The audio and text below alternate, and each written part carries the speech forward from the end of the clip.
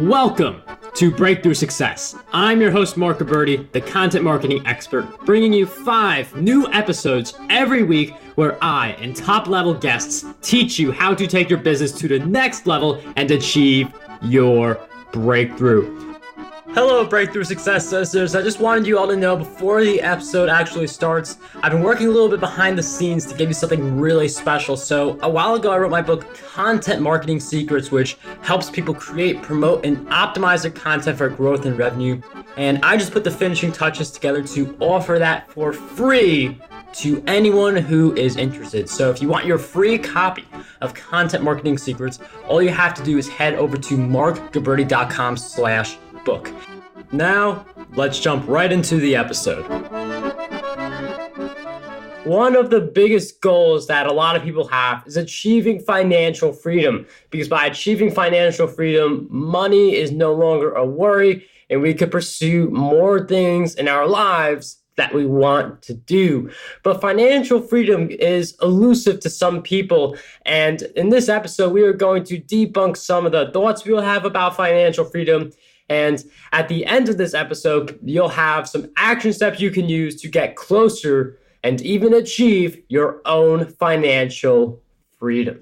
Today's guest is a best-selling author in personal finance who is rewriting the rules and plans for retirement. He believes that every human has a life of freedom and joy awaiting once we break free from the confusion and chaos of financial illiteracy. Today's guest for episode 190 of the Breakthrough Success podcast is none other than Damion Lupo. Damion, it is such a pleasure to have you on the show.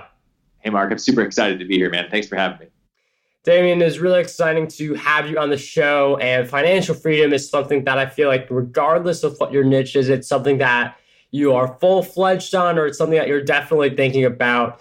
And that's why I'm really excited to have you on the show. But before we talk about financial freedom and how people can go about achieving that, I'd love to get some background. So I'm wondering if you could share with us why you started helping people to achieve financial freedom in their own lives.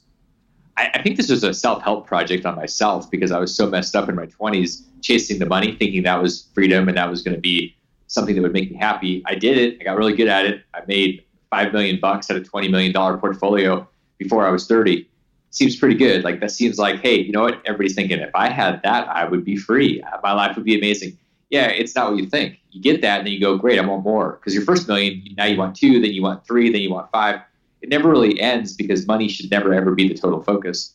And so when I ended up going through that process of building it, I also found myself on the other side losing it.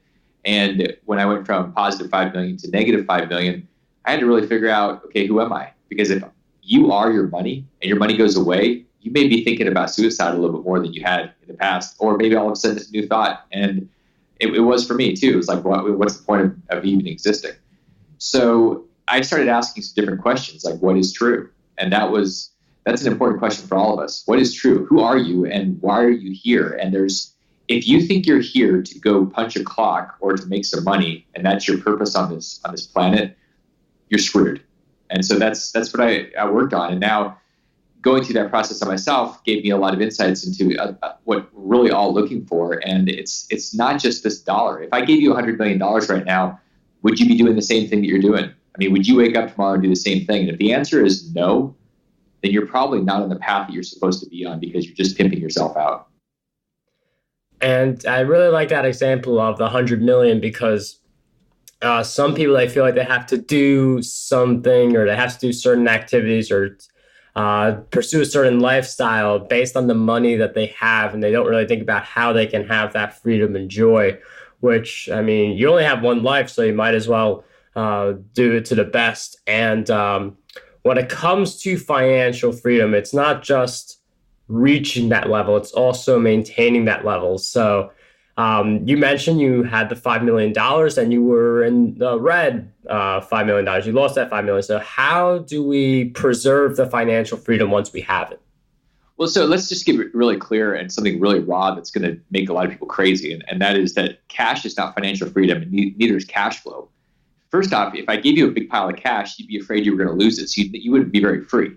And if I gave you an apartment building that had 300 doors on it and it was producing cash flow, that'd be pretty cool because it's coming every month. But how are you going to keep it? What happens when the market tanks? You have no experience. The problem is you don't have any confidence. And so that's the elusive golden goose, if you will. It's the thing that we have to develop, and it's what none of us wants to do because it takes time. Confidence is the freedom. It's not the cash. It's not the cash flow. And the only way you get confidence is by going deep into something, not bouncing off a whole bunch of things, taking 5,000 courses on different things and getting a lot of broad information. You have to go deep so that you've got something buried deep into your DNA and it's part of who you are, so that if anything gets taken away or if everything gets taken away, you still have your confidence. You can go out there and recreate. That's how you become free. And that's what's not being talked about right now. And at first, I wasn't sure where you were going with that, but now I know exactly the idea where you were going, because you could have, like, if someone gives it to you, that's not financial freedom. Because let's say if someone gave you all of your whatever stock, real estate, and everything else in 2007, then you got 2008, and a lot of that went away during that time frame. So once you have the skills and the confidence to achieve the success, like even if you go bankrupt, like if you still have the skills, the success is repeatable. So that's why I hear stories about people bankrupt, successful over and over again, because they may lose it all, but they have the skills to regain it. That's it. And it's actually scary for me if somebody says, I've never lost, I've never got bankrupt, I've never made a mistake. I say, you know what? I don't want anything to do with you because you have no idea how to go through that cycle, and you're living in a state of probably delusion. And I want somebody that's fallen on their face. I want somebody that's gone through it, that's bloodied and been muddied in the streets of the real world. And until you've been through that, most people that have been through it are going to be pretty leery of you. And this is why when you're creating something and you're going deep into it, it's so powerful for you to really go deep into it, because you'll become ultimately free. If you're a content creator, if you're doing something that adds value, the better you get at that thing, the more you'll see opportunities to go deeper and become world-class. And world-class is where no competition lives. So that's where you should be focusing on. And I really like that idea of, like, when you are that world-class, like if you do aspire to become the best, then there is no one around you who can really compete with you. So I really do like that. And just competing with yourself is another thing that we should all be doing. But when it comes to financial freedom, like if you receive a lot of cash, obviously, like you don't have the skills to acquire that cash, so that's not financial freedom. But for someone who wants to achieve the financial freedom in the sense of confidence and the skill set, how do you go about constructing a plan to achieving this big goal that so many people have? Well, the first thing you do is you have to go look to people that have the experiences that you're trying to mimic. I mean, you can go and do what I did, which is basically just kind of go out in the streets and figure it out and get bloodied. And I even had some mentors. The thing that I screwed up was that I didn't keep the mentors around close enough, long enough. And so the first thing, because you're going to be afraid of making a mistake. I mean, what are we taught in school? If you make mistakes and you get half of them wrong, you're a failure. I mean, in the real world, if you get half of anything you do wrong, you're a billionaire. So mistakes are what leverages you into your success and your fulfillment. So the first thing you have to do is get yourself into a space of making a lot more mistakes a lot faster. And how do you do that? You get somebody around you that's cheering you on, saying, go screw something else up, learn from it, get stronger, get faster. That's what you have to have, because you won't naturally go and try to screw things up because of a thing called pain. And so you need some help from somebody else. First thing you do is you find that other person that's going to give you the raw truth and is going to encourage you to go find things that you can learn from by making mistakes. And mistakes, I feel like a lot of people are afraid of making mistakes. You bring up the school idea, which is interesting, because if you do get a 50% on the test, that's really bad. But if you hit the ball 50% of the time in baseball, you're the best hitter that the world has ever seen. So like, don't be afraid to make mistakes. You have to stumble and make mistakes on your way to success. It's just something that everyone does. And I feel like that's advice people know. I feel like that's advice people hear, but there's just got to be a point where you just got to say, okay, I understand I'm going to make mistakes, and this is just it. Like, I have to make mistakes on my way to success. Well, here's the thing. The reason that we say that's a good idea, but then we don't do it, is because we're afraid the mistake is going to eat us. Like, I grew up in Alaska, and you literally could be eaten when you go out of your front door if you make a mistake and turn left instead of right, because a bear is sitting there. And I mean, it could happen. If you don't live where I lived as a kid, you're probably not going to be eaten by something outside your front door. So how do you know if making a mistake that you're maybe going to make is going to be one that takes your knees off, or if it's going to be something you're going to learn from? And that's where having somebody close to you that's been around 20, 30 years longer is going to give you that edge where you can say, I'm going to think about doing this. And they go, good. What's the worst thing that happens? I can tell you what the worst thing is. I've been through it.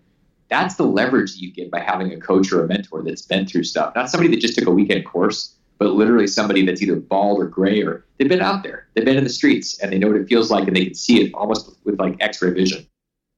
And when it comes to mistakes, you mentioned it's really good to have a mentor. Like, I have a coach for my podcast, and the moment I made that decision, everything's just been going so much better than before I made that decision. And I feel like part of that is that there are some misconceptions that get cleared. Like you were talking about going into the mistake where basically the coach or the mentor is able to say, okay, this is what's going to happen to you. And I feel like people have some misconceptions when it comes to financial freedom. And I wonder if you could share what you believe some of the misconceptions are that people have about that. One of the biggest misconceptions is that you can either, one, save your way to wealth, or two, you have to have money to make money. And then if you're in a certain place and you only make a certain amount doing what you're doing, that you're basically looking out 20, 30 years before you can even get started. And the truth is, those are both BS. I mean, just when I started out in the whole real estate space, I did two things. One, I took a cash advance out on a credit card to go buy a rental house. $6,000, I bought a house. I didn't even have any money, and I started. And the other thing that I did was I went out to seminars and spent a few $1,000s on a credit card and learned from people. And those are crazy activities for most of the population. They'd say, that's insane. What's insane to me is spending $100,000 or $200,000 at a college, getting information that's obsolete by the time you get to that degree, and then having a mortgage around your head without a house to go to. That's what's insane to me. So there these misconceptions. We've got to really rethink how we're operating and what's smart, because what was smart 50 years ago is not smart today. It's actually crazy. And like the world is definitely moving very fast, where like social media, for instance, because that's my niche, like live video was not like a mainstream thing just a few years ago. Like social networks in general, like 2004, Facebook came out, and even then it took a while for businesses to start adopting it. And there's just continuous change with voice SEO as well being one of the newest changes. So there are constant changes. So like it's essential to continue learning and continue surrounding yourself with the right people. Well, I think you're exactly right, Mark. And it doesn't really matter what you know or what you can do or what your experience is, so much as it matters how fast you can learn and adapt and change. Because what you think you're brilliant at today, 5 years from now, may be totally obsolete. And you're going to be sitting there going, wait, what happened? People that retire, that's why I hate retirement so much. You retire, and then what happens if you get bored and you've been retired for 5 or 6 or 8 years? You're literally obsolete, lost. You can't even figure out what the words mean that people are saying. So I think you have to stay in the game. Otherwise, the universe is going to kick you out into a cemetery, because it's not going to have any use for you, and you're going to feel pretty useless anyway. So you got to stay engaged, and you got to stay in the front of these things. Otherwise, that train's going to run over you. And you said that you got started with real estate. Why exactly did you choose real estate? I mean, there are other forms of investment out there, venture capital, stocks, but like, why real estate? Well, I lost all my money in stocks before I started real estate. So that was kind of my intro. And I thought, well, maybe I should do something different. I mean, I actually lost all my money in stocks twice. So clearly that was not my forte. I'm not Warren Buffett or George Soros or any of these guys. And I was in the insurance game. I was selling insurance. And to me, it seemed not. Here's what happens when you're 20 years old and you have an opportunity to make $1 million a year. You go, that's not enough. And that's what I was heading towards in the insurance space. So I said, well, where can I make $1 million a month? And of course, and that seemed like a more reasonable number. And so I read Donald Trump's book back in 1999. And this is before President Trump. So at the time, he was a real estate guy. And I thought, hey, that's cool. I'm going to have Damion Tower. And so I thought, cool, I'll do what he did. And I sort of did a version of it. And it was because I was looking around for people that were making the most money. What I missed was the people that were the happiest. And I don't know if Donald is happy or not, but I do know that money is not going to make you happy. It's going to make you more of who you are. And so when I made millions of dollars and was really depressed and kind of beat up, all that told me in retrospect was that money just accelerated, amplified who I already was. I didn't have any deep-seated mission or purpose or really understanding of who I was. And so if you think money is the solution, you better be really happy with who you already are. Yeah. And like I have heard that a lot. Money, like money doesn't make you a better person. It just displays more of the characteristics as you perfectly described before. And like financial freedom is a very great goal, but if you're not like the right person right now, you should fix yourself first and then go for financial freedom. And typically by going through that journey of fixing, and when I say fixing yourself, I mean like fixing your mindset and beliefs that you have about yourself. And when you fix those, usually the money does follow. But in addition to the mindset, and as we were talking about how things are changing, you constantly have to be on top of everything. What do you believe holds people back from being able to achieve that financial freedom? You just hit the nail on the head. I heard Warren Buffett say this at his annual meeting recently here in 2018. And he said, here's what instead of focusing on trying to pick the right stock or whatever it is you're doing in that investment space, he said, focus on figuring out what your philosophy is and stick with that for a lifetime. And then stop focusing on anything that you're not good at. And so what people do is they chase everything, trying to be good at everything, and they end up being crappy at everything. And so if you can just get very narrowly focused and learn how to say no. So the point is learn how to say no. Saying no to almost everything is how you become happy and ultimately super successful. If you can't say no, you're toast. Yeah, and for people who may not want to say no, they want to be like, yes, yes, yes. When you do say yes, you are saying no to something else. So keep that in mind. Like when you hear yourself say yes, try and think about what you're saying no to as you say yes, because you could be really saying no to a bunch of opportunities without even knowing that. So Damion, I want to thank you for sharing that advice and just like so much in this episode. And one of the things that you mentioned was you lost your money in stocks twice, and that didn't stop you. You went into real estate. You didn't give up on it after two, some people would say like those are mistakes that you don't come back from, and you were able to. And I'm wondering what you were able to learn during some of the challenges you faced in the beginning of investing and building wealth.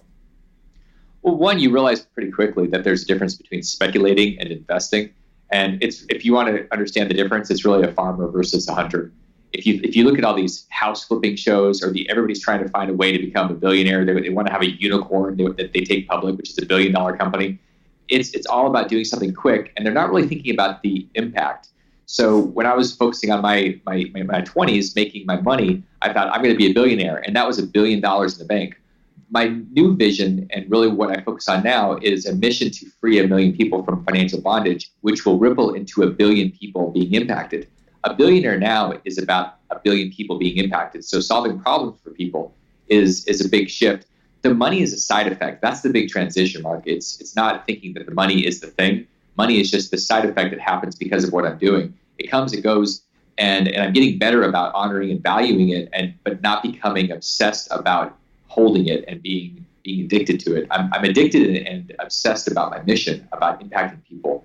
And when you get to that space, the money is almost, it's funny because financial freedom is more about just having the shackles off of your life so that you can be completely present and be in the flow of whatever it is you're supposed to be doing. I really like how you view money as a side effect, and it makes sense. Like when you hear about someone being successful, they're not making money because like they do things that like make money in a sense. They're making money because of all the like the work of the obsession towards their mission. So it's not like you're making money for the sake of making money. That's what I meant to say earlier. Because of all the things that someone's doing, all the actions that you're taking that lead you to that money. And so it's no wonder that some of the biggest hustlers around are also making the most amount of money. Well, and here's the thing. If you want to make a ton of money really fast, you can become a drug dealer, you can become a pimp. I mean, you can trade illegal arms across borders and start civil wars. Like, there's a lot of ways to make a lot of money really fast. What are you really serving? Who are you serving? What impact are you doing? What mission are you on? You can't answer anything good about any of those things I just stated.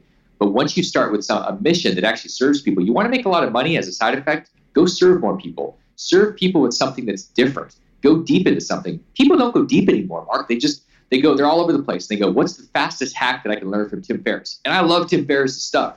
But you cannot 4-hour work your way into success, fulfillment, and massive impact. You've got to go deep. And that's where you have to focus on mastery, something that one of my mentors, George Leonard, really went deep into. And that takes sometimes years. And let's just be honest, it always takes years. You're never going to be a master. Tony Robbins one time said, I got my black belt in 6 months. And I go, Tony, you may have gone and bought your black belt at Amazon.com. But the truth is you don't become a black belt for years. And that's the thing. If you want a deeply fulfilling life, you got to be willing to put the time in and go deep into it. And I really like that whole going deep because when you specialize, you're able to really become a true expert. While if you go too broad, you're mediocre at a bunch of things. As I know it's one of the themes we covered before, but it's worth mentioning again. And one of the things I do want to cover is you're an author of several books. And in fact, for anyone wondering, Damion has a new book coming out called Unicorn-onomics. Goes a little deep into the behind the scenes of building a billion-dollar company. And I bring up this book because I'm wondering if you could share with us 3 books that have had a positive impact on you that would also help the listeners. Yeah, absolutely. The 3 books that I go back to over and over again, I mentioned one of them, Mastery by George Leonard, because really our life isn't about success, it's about mastery. And another one that I read in the last year is one I study now. It's called Principles by Ray Dalio, who founded Bridgewater about 40 years ago. And if your life is not based on principles, you're missing the boat. I find a lot of people that have businesses, have employees, they have teams, and you ask them what the values are, and they go, well, I haven't really had time to figure that out. So figuring out the values and principles is so incredibly important. And then it's the classic book, and it's the book I've read probably more than any other book, and it's called Rich Dad, Poor Dad. Because you have to understand that if you're working for money and you're addicted to money, you're going to be a slave your entire life. You've got to disconnect from that shackle. And Robert does a great job of that in Rich Dad, Poor Dad. And I'd probably start with that one. Damion, thank you for sharing those 3 great book recommendations. Those will be in the show notes, markguberti.com/E190. And if you guys want a content marketing book that will help you grow, get more traffic, and monetize your content, you can grab my book, Content Marketing Secrets, over at markguberti.com/book.